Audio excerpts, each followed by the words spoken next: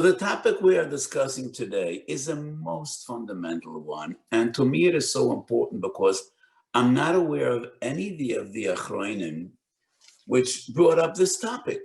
So we will start from Gemaras up to Mamish Achronim.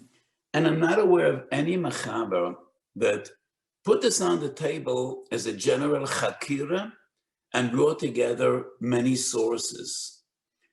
So, it's part of my teaching, to see Torah in a very broad vision. Like the eagle's eye soaring from up there and seeing such a panoramic view. And, it's part of the way we should learn Torah. So today we will touch upon 15 sources. Tes Vav Mekayres, starting off with Gemaras, up to the Achronim, and trying to define Dumya de Mishkan. So, to what extent, to what level, to what degree do Melachos need to be Dumya de Mishkan? It just occurs to me right now, at the spur of this moment, not 15, 16. One more. So let's embark on this unbelievable journey. It starts off with the Gemara. How do we know Lamed Tes Melachos? Shabbos Mem Tes Omed Beis. There are two different opinions in the Gemara. Lechad man da Omer keneged Malacha Malachta Isha v'Torah. In the Torah, we find the concept Malacha 39 times, and that is how Chazal knew there are Lamed Tes Melachos. Yesh man da Omer keneged Malachos HaMishkan. It is not the number 39, Lamed Tes, that Chazal knew there's got to be Lamed Tes, and they went looking for Lamed Tes. They just analyzed and observed HaKomas HaMishkan. Any malacha that was essential HaKomas HaMishkan is a malacha Shabbos. And why is that? Iskishu malachas HaMishkan la-malacha Shabbos. It's a hekesh.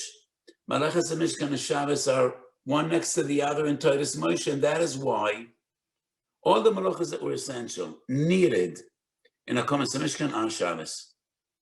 So,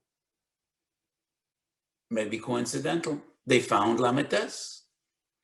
So we learn Lamed Tes Melachos from the Mishkan. Is that just to determine what the malachas are? Or does this also have impact on the dinim, on the halachas, on the gedorim of Hilchos Shabbos? It is only to define which are the malachas that we learn from the Mishkan, or does it need to be Dumya de Mishkan? So I quoted the Gemara Shabbos Mem Tes Omed Beis, but there's another Gemara right in the beginning of Bava Kama. Oves Nezikin, Arba Oves Nezikin.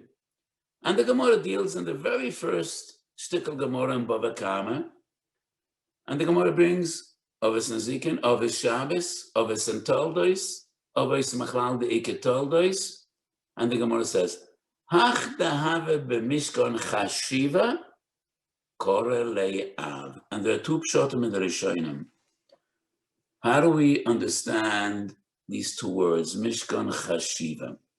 According to one pshat, Tosfos, and the other Rishonim, Hach dahave b'mishkan chashiva v'kore le'av, which means those malachas that were in the Mishkan are counted and defined as avos. Hach dahave b'mishkan chashiva v'kore le'av. The other pshat in Tosfos is Hach dahave b'mishkan chashiva kore le'av. There were many more than Lamed Tes Melachos that were involved in HaKavos HaMishkan.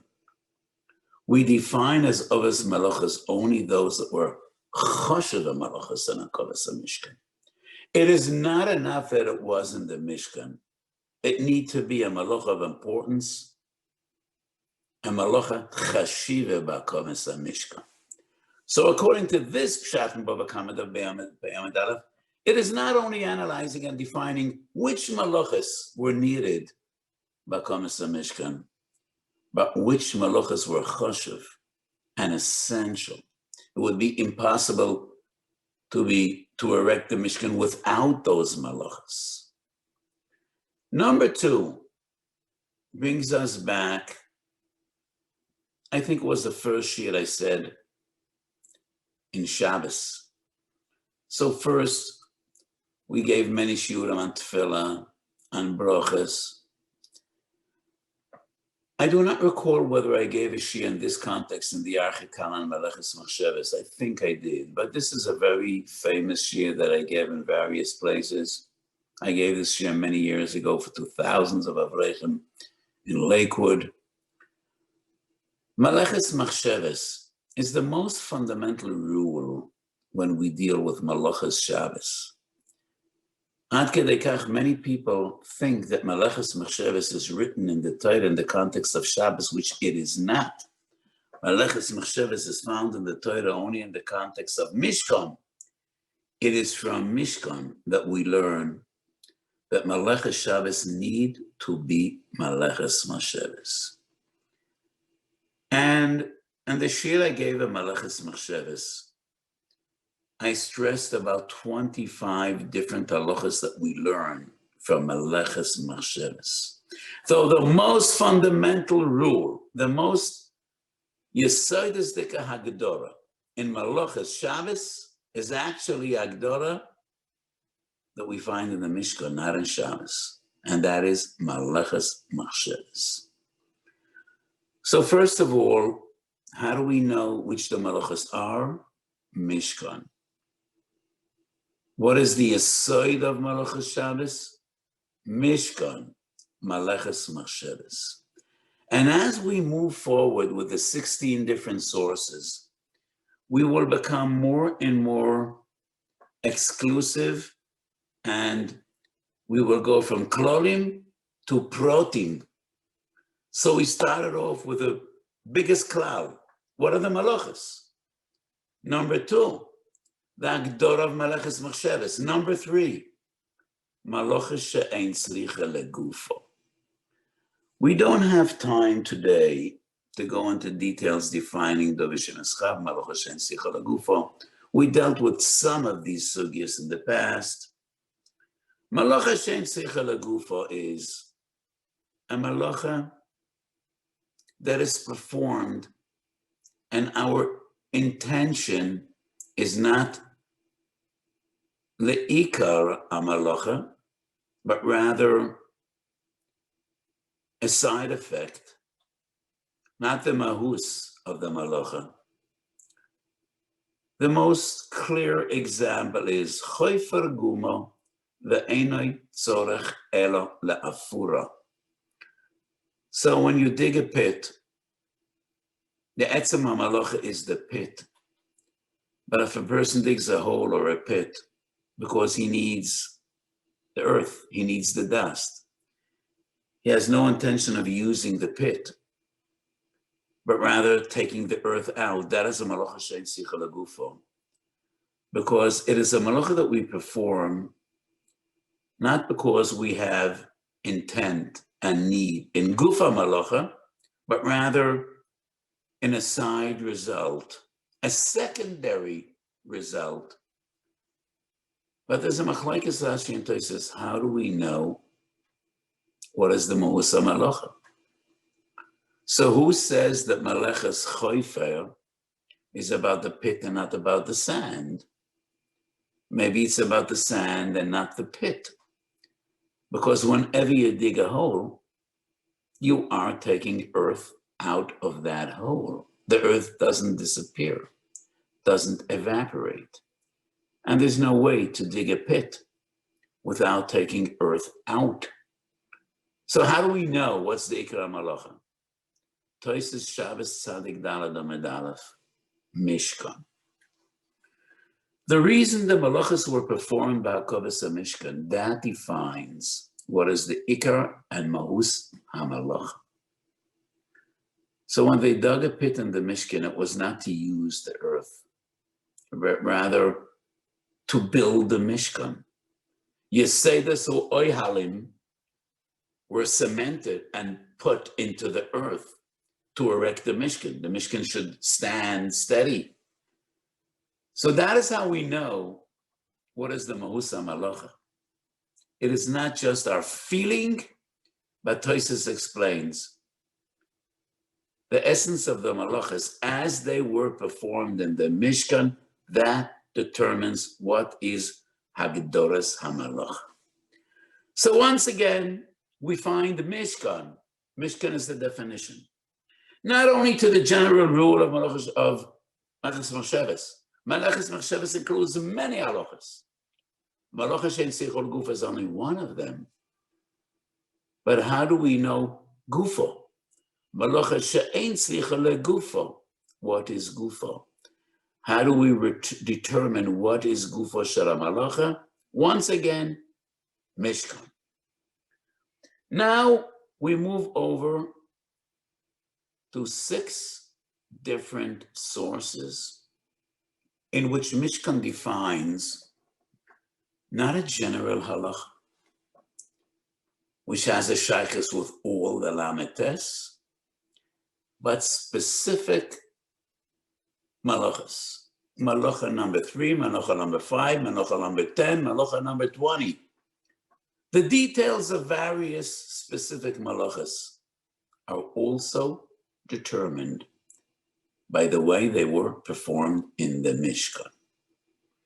And that is an additional stage. So what I'm trying to impress upon you is today's sheet is very systematic. It moves from one stage to the other. We started with the most fundamental yesod. What are the malachas? How do we know which malachas? Mishkan. More specific, the gather of Malachas Shabbos, Malachas Machshavos, Mishkan. More specific. Not Malachas Machshavos, which affects the entire spectrum of Gidrei HaMalachas. But one of the Gdora, Malachas Shein Seichel Gufa. How do we know what's Gufa? Mishkan. And now we proceed to deal with specific malachas and prove how we determine the halachas of many given malachas. The details also depend on Mishkan. In the Mishnah Shabbos Ayin Gimel Amud Aleph, Oves Malachas Arboam Choser Achas, HaKoreya Al Menas Litfoyo.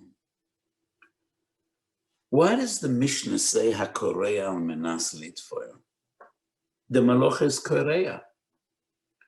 And in this list, we don't go into details, we don't go into halachas. Each of the lametes has many, many halachas.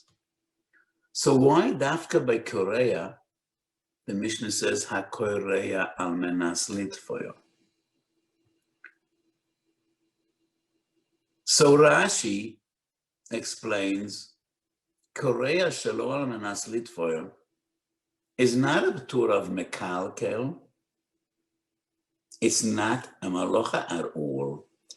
So Al Menas Litfoyo is not only a detail. In Mishkan, there were Korea Al Menas Litfoyo. Yeriyah Shenofel Bodarna. One of the areas. So a worm, a parasite, made a hole. What do? We cut open the area. We take out the entire section. And then we are machabedem. What's toifer? What's toifer in English? I always ask you to help me out with terminology. Sewing. Sewing. So we take out the entire line and we sew them together. So Korea and the Mishkan is Korea Manas Litfor. And therefore, if it's Shelo Manas Litfor, some Rishonim maintain it's a Mekalkel. But Rashi maintains no. This is what we find in the Mishkan, Korea Manas Litfor. And therefore, any other Korea, which is not a Manas Litfor, is not Melechas Korea. So what we find here is Mishkan also determines the details of a given malacha, because the first 3 sources are general halachas, which affect all the malachas, general agdoras. So the Korel and Shlit, where you find it is only this specific form of Korea that is defined as a Malacha Batos. That was the only Korea in Mishkan. Daf Heyomid Beis, there's a boy in the Gemara regarding Hoitzo and Mershus Lershus. Once again, a specific Malacha. Moitzi Mershus Lershus. Anybody that learned Perek Hamad Shabbos knows that a Moitzi Mershus Lershus needs to do Akira and Hanocha. Akira from one Rishus, Hanocha in the other. Either Oika Mishus HaRav v'maniach Rishus HaYochid, or the other way around, Oika Mishus HaYochid v'maniach Rishus HaRabim. But you need to do an Akira, taking it out, lifting it out of one Rishus, and putting it down in another. And the Gemara is Mesupuk. Ego is al gabe kli, al gabe mayim. So ego is al gabe mayim potul, because that's not hanocha. When you put something down, hanocha b'Shabbos, it needs to be hanocha on a solid surface, where it stays on one place. But hanocha al gabe mayim is not a hanocha. Mayim moves, it's not solid. But then the Gemara has an eboya, ego is b'kli, kli al gabe mayim. So there's a dish, there's a box, and the box is floating in the pond, in the river. And you put something into the box. So you did put it on a solid surface. But the box is bobbling in the water. Would that be defined as hanocha? So Tosfos asks a fundamental question. Legabe chotzer hamalechas bekinyan chotzer and bava metzia. We say that a sfina, a boat, is not a chotzer malechas, because the boat is solid. It moves by the water. That's not a chotzer malechas. So Tosfos asks, why would there be a difference between these two concepts? Legabe kinyan chotzer is not a chotzer malechas. Legabe Shabbos, you might be potter. Tosfos answers, because Shabbos needs to be dumya de Mishkan. And hanocha in Mishkan was either in Rishus HaRabim or Rishus HaYochid, either in the midbar outside or in the Mishkan, which had mechitzas. That's a Rishus HaYochid. There was no hanocha al gabe mayim, not even kli al gabe mayim. So once again, Tosfos says, this halacha is based on Mishkan. It is a specific din in one of the lametes, not a general concept, which has a shaykhis with all the malachas. No, a specific halacha in egos al gabe kli, al gabe mayim. And regarding melechas eitzorah, we have a few examples of dumya de Mishkan. From Heyomid Beis, we move on to Tzadik Dalad Omed Aleph, Chai Noises Atzmoi. This is probably a halacha most of you are familiar with. You carry a child, Mershus Lershus, it's only an Issa Darabanan, or an animal. Chai Noises Atzmoi. So the Gemara says it is easier to carry a living creature than dead weight. So therefore, when you carry any Baal Chayim, whether it's a human, child, or an adult, or an animal, it's not defined as a tzur d'oraisa. And Tosfos wonders, what is the svara? What's the logic of this halacha? Is it shnayim she'asu? Because the living creature, as if helps us carry it. So, what would be the potur, the ptur of Chai Noises Atzmoi?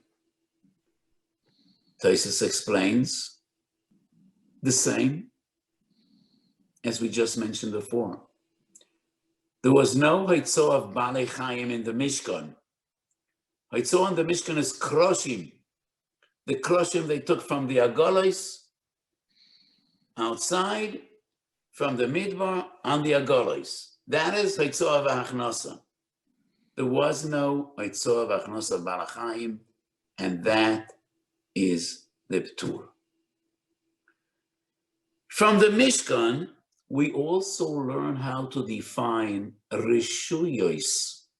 So I just explained two halachas, specific halachas of Melachos Eitzah, that Tosfos explains, Dumi the Mishkan, Heyomid Beis, Tzadik Daled Amud Aleph.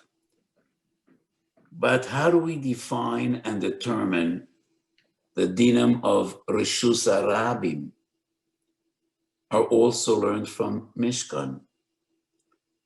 And that is why Rishus HaRabim Mekuro is not defined as a Rishus HaRabim. Rishus HaRabim must be open to the sky. If it has a roof, has no mechitzas, so it's not a Rishus HaYochid. There could be no Rishus HaYochid without mechitzas. But if it has a roof, it has a cover, it is neither a Rishus HaRabim. And why not? Why not? So in the modern world, we have many Rishus HaRabims which are covered. Many promenades, many big avenues, train stations. Okay, so train stations usually have mechitzas, so they're a Rishus HaYochid. But in the modern world, there could be many Rishus HaRabim which are covered, but it's not Dumi the Mishkan. Therefore, it cannot be a Rishus HaRabim. You are all familiar with Shittas Rashi. There are more paskins in accordance to Rashi. The Bes Yosef not. The Rishus HaRabim must have Shishim Ribo. And that is Rashi Davova Mesechet Shabbos. How do we know Shishim Ribo? So most of our Eruvin are based on the Ramah. There are a few different places in Hilchos Shabbos Paskins. We have no Rishus HaRabim D'Oraisa B'zman Hazeh, because there are not Shishim Ribo. I wrote many tshuvas about this. And in Minchas Osher Mesechet Shabbos, I think it is Siman Chaf. There's a very lengthy siman about the Gdorim of Rishus HaRabim, Shishim Ribo. The Ramaz in Shin, Mem, Hey, Siv, Zayin. Ein Rishus HaRabim, D'Oraisa B'zman Hazeh, only Midrabanan. It's all based on Rashi.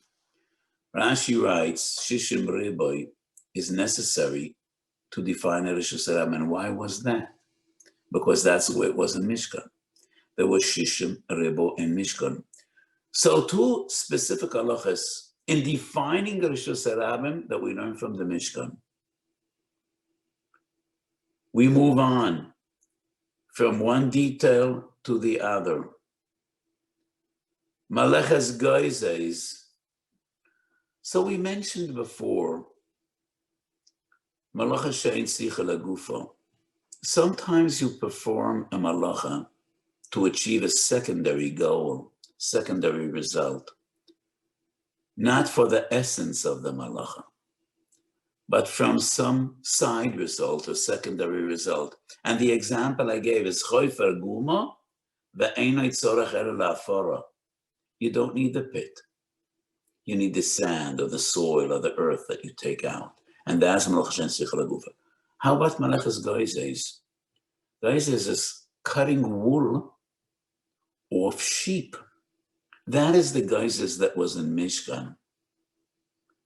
So, how about a person that's Goizes, not because he wants to use the wool, but he wants to clean the surface?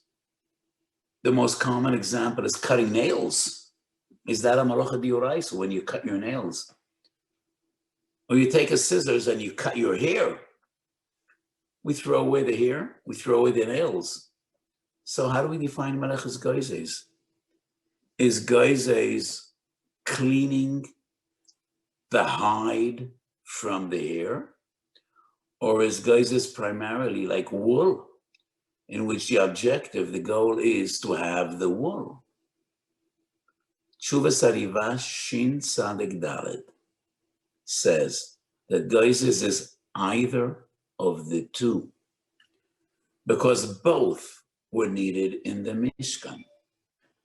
And this is a big chiddush. Because usually, Melachos Shetzricha L'Guf is defined one objective, and all the other are secondary goals, which are defined in Tzricha L'Gufo. This is a gewaltige chiddush of the Rivash. The Rivash says, but Oires Ha'ayolim, they removed the hair because they only wanted the hide. So that is geizes. They also needed wool. So that is geizes as well. So geizes diuraisa is either of the two, which is an uncommon halacha. Usually, we always define what is the essence of a malacha. And that is one definition. And all the others would be secondary goals, would only be an issue that Rabbanan Malacha Shein Sicha L'Gufa. Geizes is an exception. And that's true as Rivashi in Tzadik Daled. And why is that? Mishkan. Tzeidah, an amazing chiddush of the Maharshal, quoted by the Mogan Avraham, Tov Tzadik Zayin Sif Kotten Vav. The Mogan Avraham is in Hilchas Yom Tov and not in Hilchas Shabbos. Mogan Avraham quotes Mashal, catching fish is not Seder Diuraisa. Because in the Mishkan there was no need to catch fish. There are no korbanos. You can't bring fish as a korban on the Mizbeach. And we could assume that in the desert there weren't many fish. And therefore catching fish is not Seder Diuraisa. The Mogan Avraham disagrees. And this is the first source which I want to bring and discuss. Dumya the Mishkan must have a limit.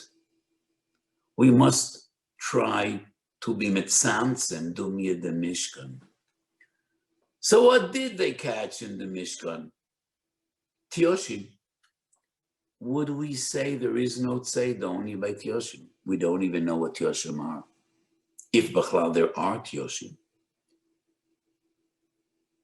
And other tzeidah maybe was the chalazon.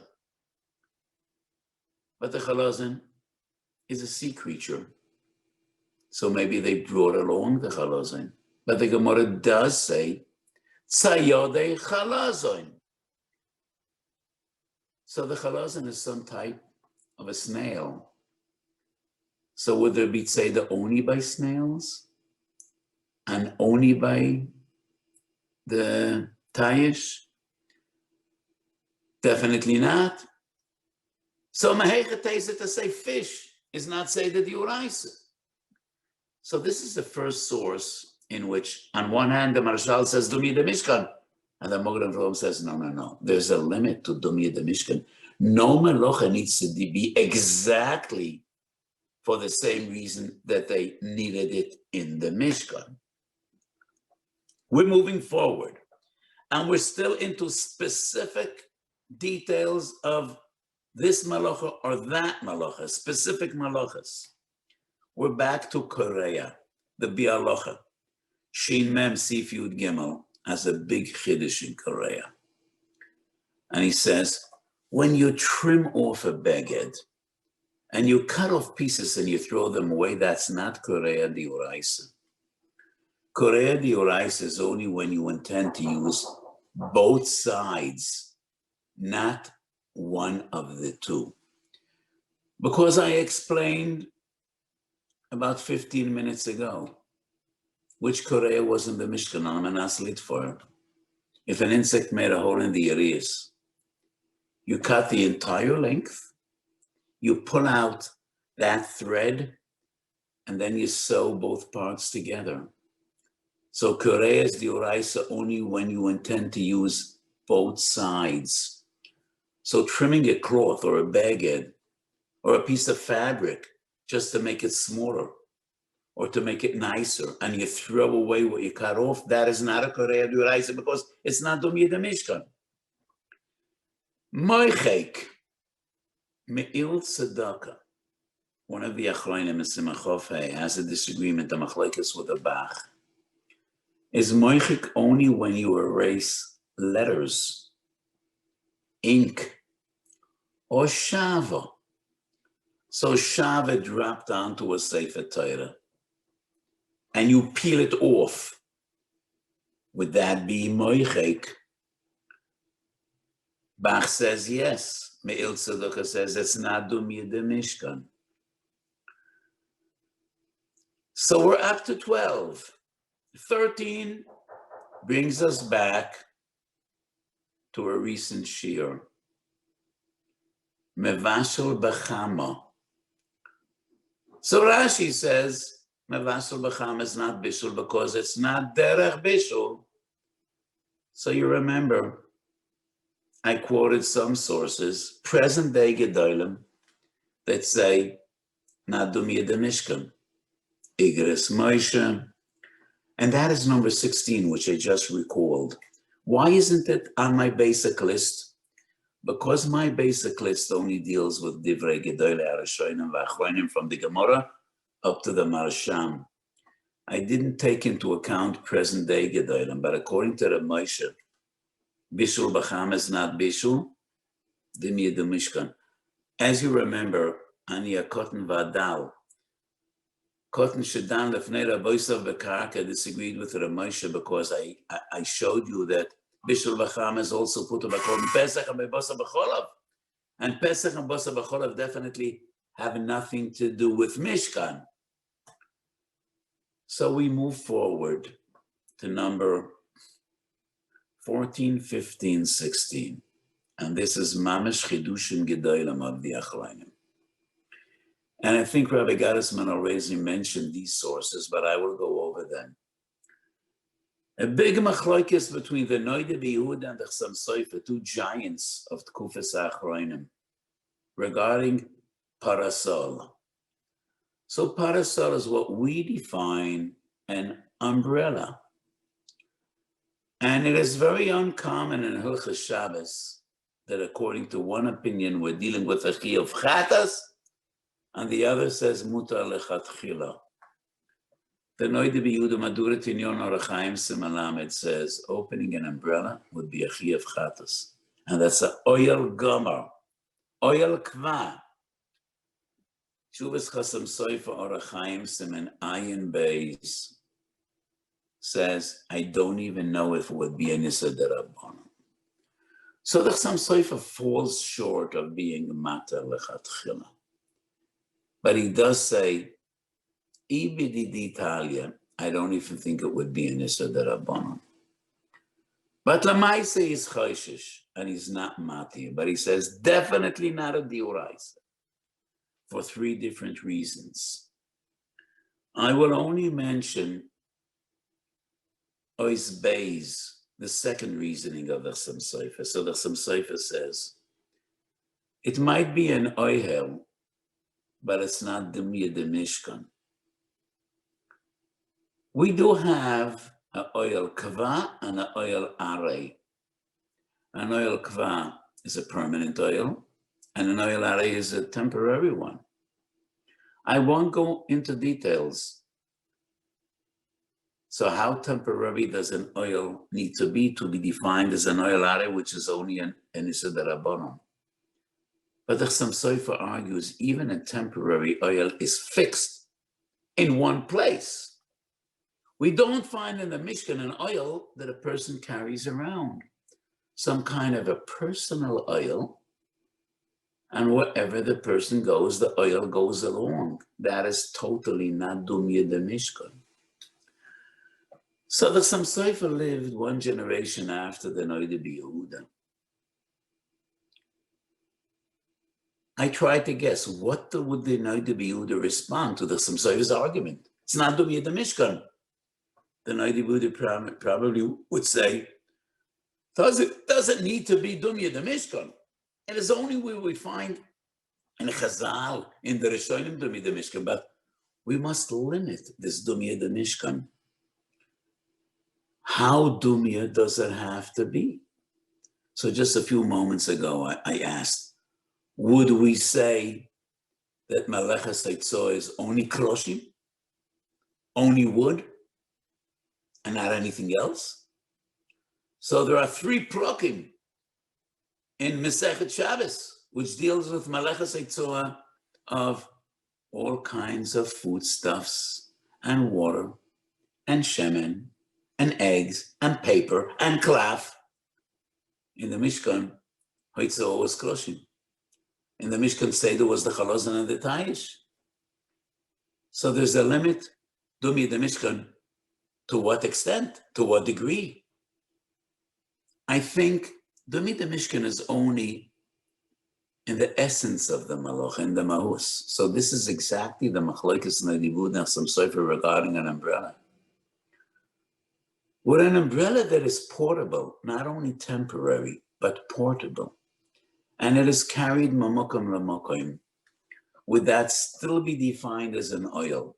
According to some Sefer, no. According to the Dibud, yes. And the Dibud probably would respond to the some Sefer, no, this is beyond what Dumya the Mishkan means. Dumya the Mishkan doesn't mean exactly Dumya the Mishkan. It's still an oil. It's still an oil. And the Chassam Sofer would say no. An oil which is personal and it moves from place to place together with a man is not an oil. But I wonder on the Chassam Sofer. Hanasiyani. It's a Gemara Mefaresh is regarding a broad hat. And the Gemara says a broad hat is also. And there are a few Perushim in the Rishonim. Some Rishonim say oil. Well, a hat is no different than an umbrella. And the Chassam Sofer doesn't bring that Gemara. And that proves that the Noidib would be right. That is still Dumya the Mishkan. It doesn't need to be Dumya the Mishkan ad kedei kach. Rabbi Yehuda Asad was a contemporary of the Chassam Sofer. I think slightly about 15 years younger than the Chassam Sofer. He was a Talmud of Rav Mordechai Bennett. And this is really, to my taste, beyond what is reasonable in Dumya the Mishkan. So he was asked about a new mikveh that was built, and it had a pump. Rabbi Yehuda Asad calls it a plump. So when you open the water passed a chute, and it wasn't like a plastic or a metal pipe that's used today. It was actually dug into the earth, and the water passed in a ta'ala, which was actually earth. So every time you opened that faucet and the water came surging through, that, what's a ta'ala? That passage underground. Canal. A canal, yeah, maybe that's the right word. So when water flows through, it's broadened. Would that be the same chashash as tikkun as ein noyatzin sakin beinu avonim b'koisel? So you can't put the sakin, the knife in and out, because you're fixing that little crevice between the bricks. So somebody sent me that maybe the canal would be a trench. So the question of Yehuda Asad was dealing with, so it's new. So when water flows through, it's actually like solidifying that canal, that trench. Would that be a chashash of tikkun mona, of a malacha? Rabbi Yehuda Asad said, all the lametes and malchus and Mishkan were visible to the naked eye. You saw what you're achieving. This canal or this trench is underground. We don't see it. So it's not Dumya the Mishkan. And it wouldn't be a malacha birais. I'm taken aback. So if you don't see it, it's not Dumya the Mishkan. You know, my argument is nothing we do today is Dumya the Mishkan. Nothing. Nothing we do today in Lametes Malachas is Dumya the Mishkan. Well, maybe I can't say nothing. Maybe Korea would be Dumya, but almost anything we do today is not really Dumya the Mishkan. So when you put on fire in your stove by pushing a button, or lighting a match. They didn't have matches in the Mishkan. They banged rocks together. That is how they made fire. Like Adam Harishon made fire. The second day of Bria and Motzei Shabbos. So nothing we do is really Dumya the Mishkan. So we need to limit this concept of Dumya the Mishkan to the most fundamentals. I think the essence of the Malacha needs to be Dumya, the Mahus, but not the way. So I think this Rabbi Yehuda Asad is very unreasonable because you don't see it, it's not visible, it's underground. That's why it's not Dumya the Mishkan. So when you use electricity, so the flow of electrons is never visible. You can't see it because they're microscopic. The naked eye doesn't see the flow of electrons. You see the result. So the positive and the negative objects are in the wall. You don't see them. So I think Rabbi Yehuda Asad is less reasonable than the Chassam Sofer. The Machlokes Chassam Sofer and Rabbi Yehuda is, how do we define an oil? Could an oil that moves from place to place still be defined as an oil? That's a legitimate Machlokes. I think the Rabbi Yehuda is right. And we prove the Gemara and the Rishonim by a hat that the Rabbi Yehuda is right.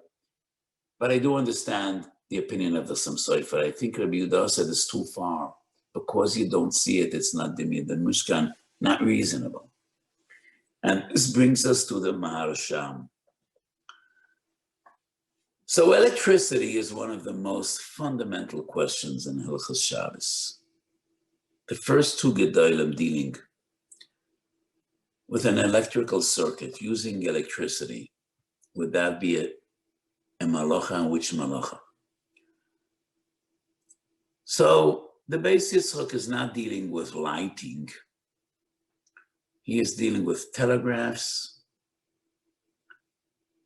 sending messages. So actually, I think using electricity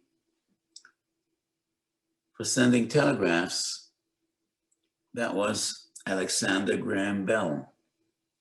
And that was before Thomas Edison made a light bulb and used electricity to light up a room. So the first two Gedolim dealing with closing an electrical circuit is the Beis Yitzchak. Tshuvas Yoredeya, Chelik Beis, and Malamed Aleph B'Mashmotois. And the Masham dealing with lighting. Tshuvas Masham, Chelik Beis, Reish Mem Zayin. There are two Reish Mem Zayins in Masham. This is very common, not in Sforim today, but in Sforim of those days. So Reish Mem Zayin is double. Reish Mem Zayin number 2 in Tshuvas Masham, Chelik Beis. The Beis Yitzchak says electricity is a malacha d'Rabbanan, moilid. And that was the opinion of the Gedolim up to the Chazon Ish, 50 years later. The Chazon Ish is the first that says it's a chashash d'oraisa of Baina. The Minchas Osher, Ani HaKotten, Tshuvas Minchas Osher, Chelek Aleph, Lamed Aleph, Lamed Beis. I argue that it's Makah Bepatish. Hanogea le'inyanenu, the Masham writes, I doubt it could be a malacha d'oraisa because it's not Dumya the Mishkan. In Mishkan, they used fire. They know nothing about electrons and atoms and about the flow of electrons from negative to positive, which releases energy. So up to Ben Franklin, people weren't aware about electricity that releases energy. So the Marsham says, I don't know what it is, but I don't think it could be a malacha d'oraisa because it's not Dumya the Mishkan, which is an interesting argument, which the Chazon Ish did not accept. If it's boina, it's boina. And as I said before, almost nothing is Dumya the Mishkan. But the Marsham obviously argues, but this is so remote. It is so remote. It is so fundamentally different than anything we had in the Mishkan. It cannot be defined as a Malacha D'Oraisa. I don't have any clear Haggadoros exactly to what degree do Malachos need to be done in the Mishkan, and therefore, in my opinion, Ein lahakel lemaisa, by the concept of doing the Mishkan, only what we find in the Rishonim and in the great Poskim. We cannot go beyond that. Regarding oil, we find a machlokes between the Noda B'Yehuda and the Chassam Sofer. Electricity, the Beis Yitzchak was a contemporary of the Masham. They were both in the same door. The Beis Yitzchak doesn't bring the spot of Dumi, the Mishkan, the Masham does. The Chazon Ish argues it's a D'Oraisa. So we find that Gedolim throughout the ages had different feelings and different opinions about Dumya, the Mishkan. So the beauty of today's Shiur is just bringing together all these sources. So as I said at the outset of the Shiur, from the Gemara and Shabbos Memtes, just determining which are the Lametes, up to the Marsham regarding electricity, 15 sources dealing with the concept of the Mishkan. Number 16 is the Igros Moshe explaining Bishul B'chamo. Why is it not defined as Bishul D'Oraisa, Domya the Mishkan? So the Moshe is not Mechadish Anu Halacha, like the Chassam Sofer, like Mari Asad, like the Marsham.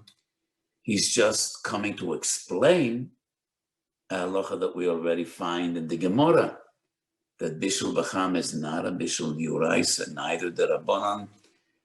So I shared my opinion with you, but Rav Moshe feels Domya the Mishkan, and that is a discussion we had 2 weeks ago, one of the Shiurim in Melachos Mavashim.